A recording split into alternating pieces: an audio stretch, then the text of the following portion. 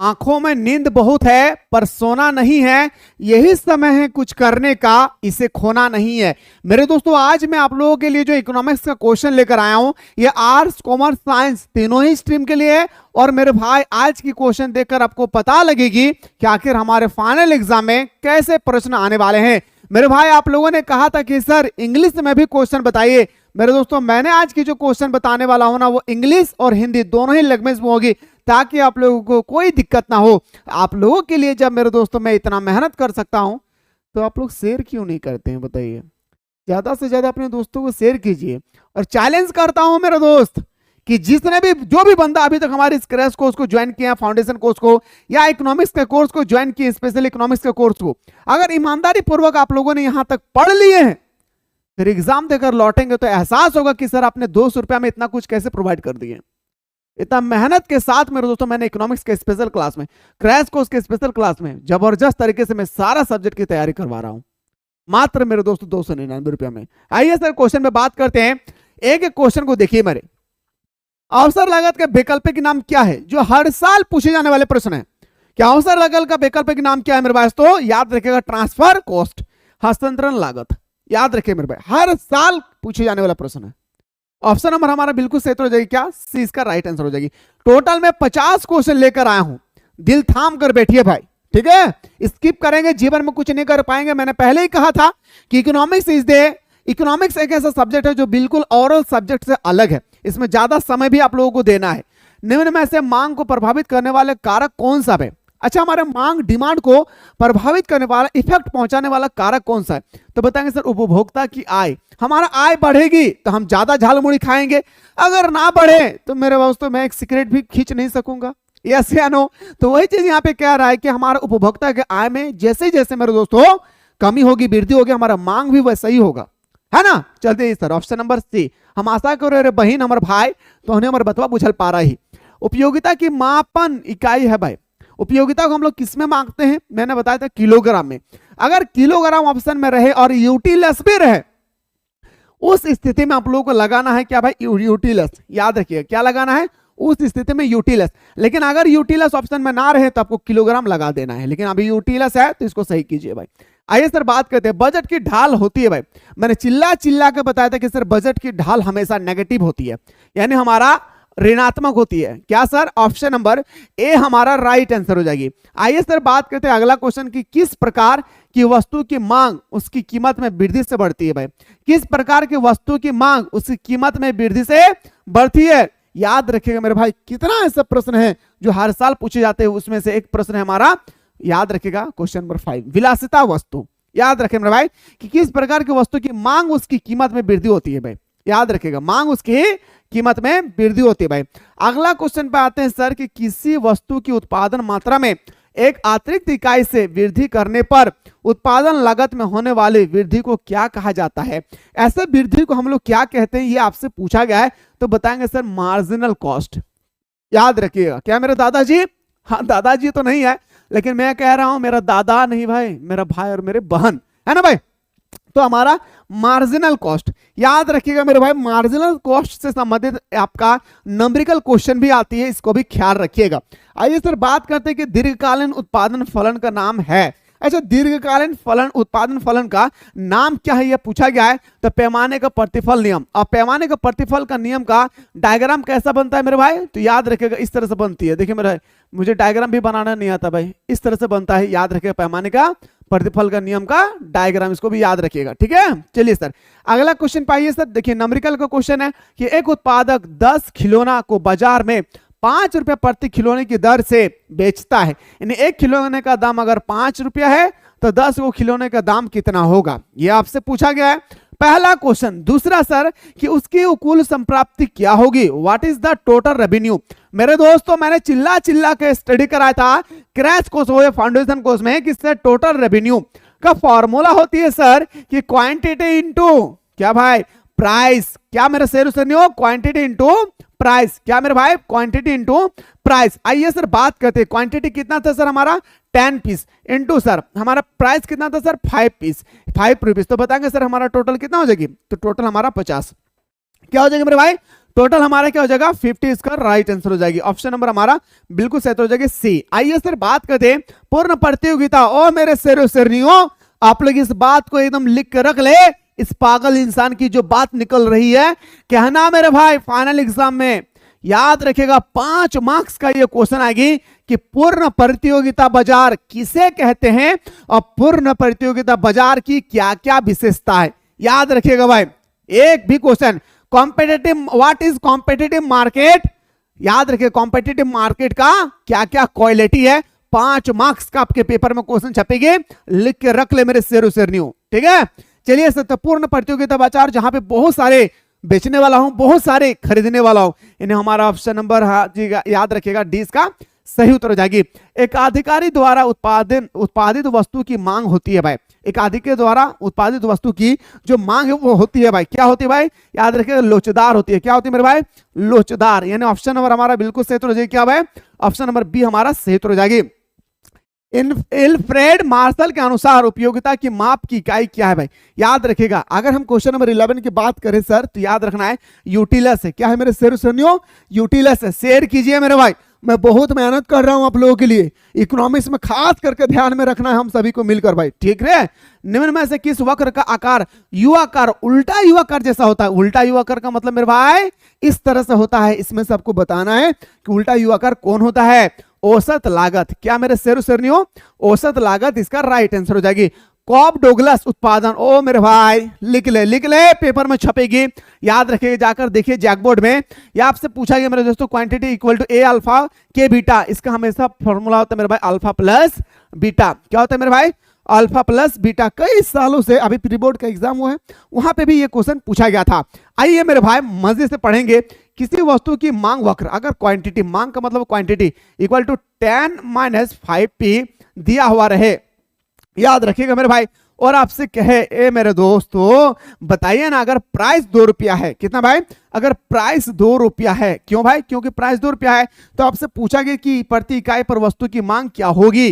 तो मेरे दोस्तों याद रखिएगा quantity equal to 10 - 5 into P. P का वैल्यू कितना दिया है सर, 2, तो लिखेंगे सर 10 - 5 2 जा 10, 10 से 10 कटेगा तो मेरा 0 आएगा सर। कितना मेरे शेर सुनियो, 0 इज द हीरो, आपका हीरो भी है 0, ठीक है। चलिए सर, अच्छा लगे ना मेरे भाई तो कमेंट में कीजिएगा, कमेंट से ताकत मिलती है।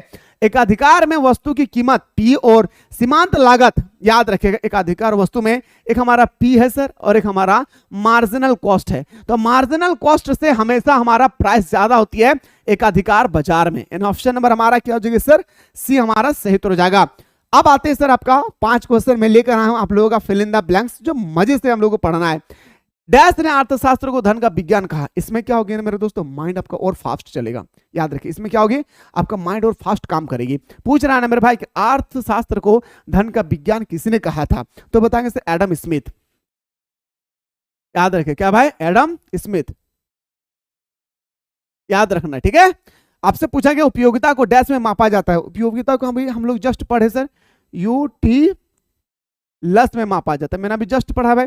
18 नंबर, किसी वस्तु की मांग और उपभोक्ता के आय में डैश संबंध होती है भाई, क्या संबंध होता है, डायरेक्ट संबंध होता है सर, प्रत्यक्ष संबंध होता है। जब उत्पादन के साधनों में 5% वृद्धि, यानी 5 0 पहले था तो 5% वृद्धि हो रही, इसमें भी 5% वृद्धि, 5% वृद्धि होने से उत्पादन में 5% की वृद्धि होती है। यानी मेरे भाई साधनों में भी 5% वृद्धि और हमारा जो याद रखे उत्पादन है उसमें भी 5% वृद्धि हो रही है। तो इस प्रकार के प्रतिफल को क्या कहा जाता है, इस प्रकार के प्रतिफल को समानता कहा जाता है। क्यों भाई, क्योंकि समान मात्रा में बढ़ रही है। अब आते से दो विभिन्न ग्राहकों से किसी वस्तु की अलग अलग कीमत वसूलने की क्रिया को कहते हैं भाई। एक ही वस्तु है, एक बोल रहा है कलम का दाम 20 रुपया है, एक बंदा बोल रहा है मेरे भाई कि 10 रुपया है, ठीक है। एक ही वस्तु को तो अलग अलग दाम बता रहे हैं। कीमत विकेंद्रीकरण, क्या मेरे भाई लिख लीजिएगा यहाँ पे, हाँ कीमत विकेंद्रीकरण लिखिएगा, कीमत विकेंद्रीकरण, विकेंद्रीकरण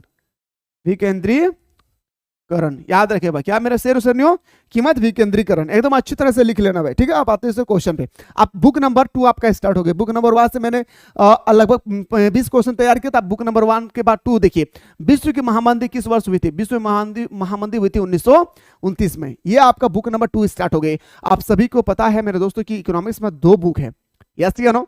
तो 2 बुक में एक बुक मेरा समाप्त हुई है, एक बुक और दिखा रहा हूं, सुनिए। साथ दीजिए मेरे दोस्तों, विकास करेंगे, नहीं बोलते हुए मुखिया सब कहता है नहीं भाई, जब चुनाव आती है साथ देंगे तो विकास करेंगे, जो नहीं सोचे हैं वो सोच के दिखाएंगे, बोलते हैं या नहीं? यही तरह मैं बार बार कहता हूं कि मेरे दोस्तों कि आप लोग ज्यादा से ज्यादा शेयर कीजिए, मैं ज्यादा से ज्यादा क्वेश्चन लेकर आऊंगा, हर एक वो क्वेश्चन जो आपके पेपर में देखने को मिलेंगे।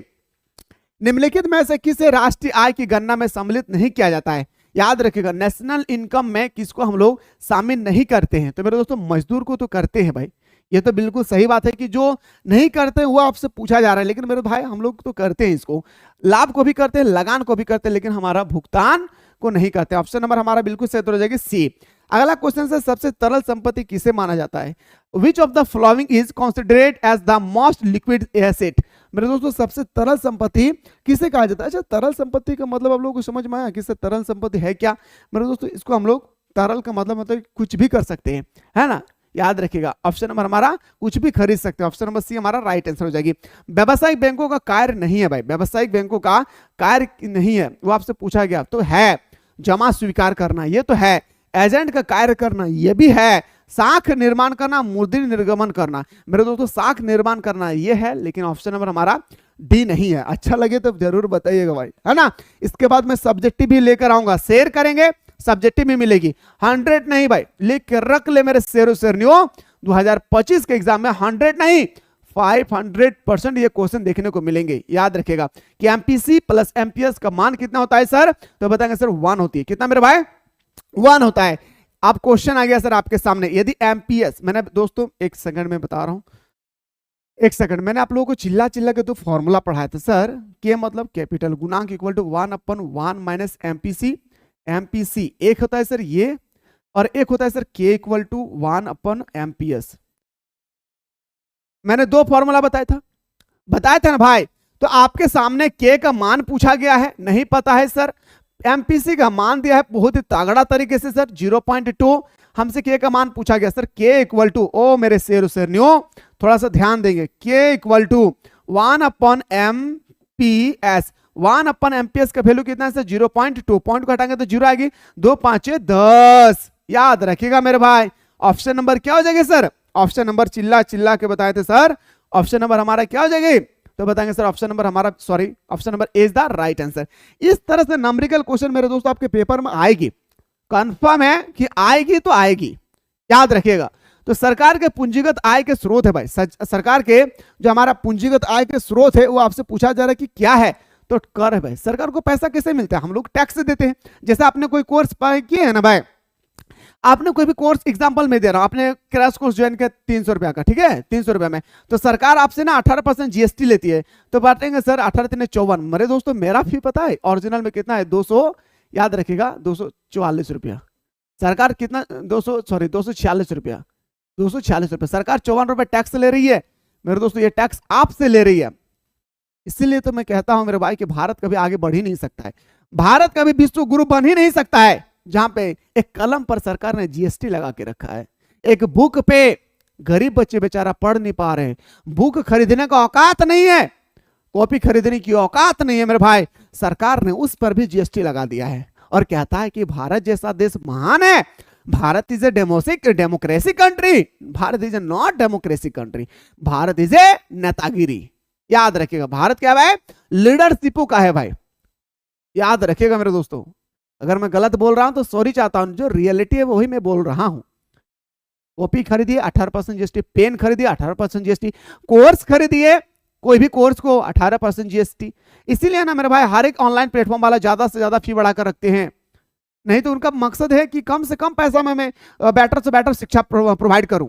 लेकिन मेरे दोस्तों यहाँ पे क्या है पता है कि ज्यादा से ज्यादा दोस्तों टैक्स पे जाना है हमारा पैसा, तो वो भी सोचेंगे ना कि मेरा पैसा क्यों जाए, कोर्स को ही प्राइस में बढ़ा देता हूं, ये हुआ है।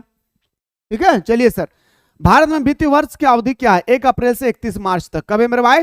1 अप्रैल से 31 मार्च तक। व्यापार संतुलन ज्ञात करने का सूत्र क्या है? व्यापार संतुलन जो बहुत इंपॉर्टेंट है, व्यापार संतुलन होता है मेरे दोस्तों export minus import equal to, याद रखें, ट्रेडी बैलेंस। ट्रेडी बैलेंस यानी मेरे भाई हमारा निर्यात माइनस आयात इक्वल टू व्यापार संतुलन। यानी ऑप्शन नंबर हमारा बिल्कुल सही हो जाएगी सर, सी हमारा राइट आंसर हो जाएगा।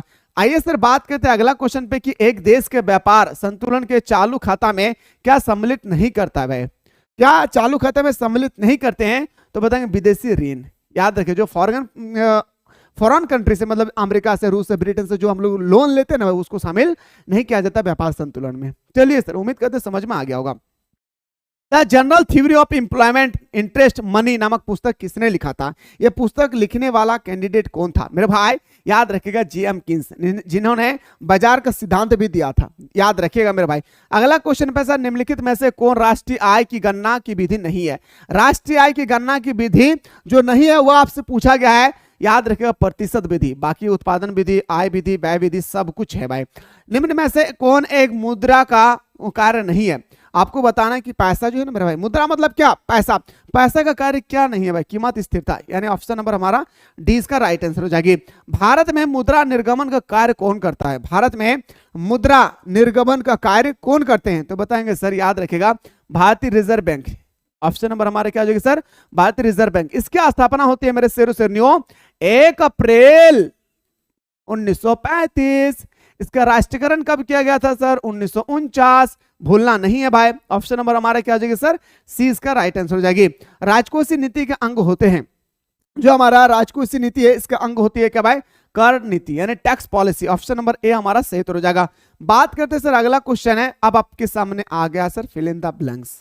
ठीक है, देखिए अर्थव्यवस्था का पारिवारिक क्षेत्र संबंधित निर्णय करता है भाई। क्या निर्णय करता है मेरे भाई?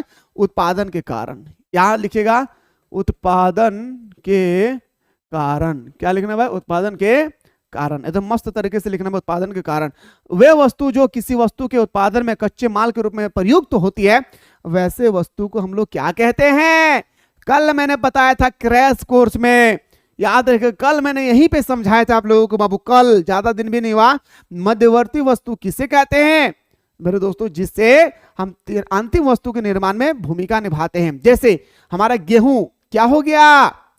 बोलिए ना भाई, गेहूं हमारा प्राथमिक वस्तु हो गई। द्वितीय वस्तु किसे कहते हैं? मध्यवर्ती वस्तु आटा को। आटा से बनाया जाता है ब्रेड। ब्रेड क्या है? अंतिम वस्तु है। कल मैंने चिल्ला चिल्ला के समझाया था कि मध्यवर्ती वस्तु और हमारा अंतिम वस्तु क्या है भाई। ठीक है, बाकी जो भी स्टूडेंट्स डाउनलोड नहीं किए जल्दी से प्ले स्टोर से जाकर डाउनलोड कर लीजिएगा। आगे हाँ सर, ये हमारा हो जाएगा मध्यवर्ती वस्तु। याद रखिएगा मध्यवर्ती वस्तु। ठीक है भाई, क्या भाई? याद रखिएगा मध्यवर्ती वस्तु। ठीक है, चलिए सर, निबल निर्यात घरेलू आय का डैश फलन है भाई। क्या फलन हुआ है? आपसे यहाँ पे यही चीज पूछा जा रहा है मेरे दोस्तों। और आप लोग सोचते हैं कि सर क्या इस तरह से क्वेश्चन है कि मैं एक्स्ट्रा लेकर आऊँ ना, ताकि आपका माइंड जो फिल इन द ब्लैंक्स तो आपके पेपर में 100% नहीं है, ये तो कन्फर्म है भाई। लेकिन मैं आप लोगों को बता रहा हूँ इसलिए ना कि आपका माइंड थोड़ा सा सेटअप हो जाए। प्राथमिक, याद रखें क्या मेरे भाई? प्राथमिक, प्राइमरी। ठीक है, मुद्रा प्रसार पर नियंत्रण का कार्य है। मुद्रा प्रसार के नियंत्रण का कार्य क्या है मेरे? केंद्रीय बैंक, केंद्रीय बैंक, सेंट्रल बैंक। मैं सीबी लिख दिया, मतलब सीबीआई जांच मत सोचिएगा, सेंट्रल बैंक। सरकार का बजट को घाटे का बजट कहा जाता है जब सरकार की आय उसकी खर्च से कम हो। याद रखिए भाई। ऑप्शन नंबर हमारा क्या हो जाएगा सर?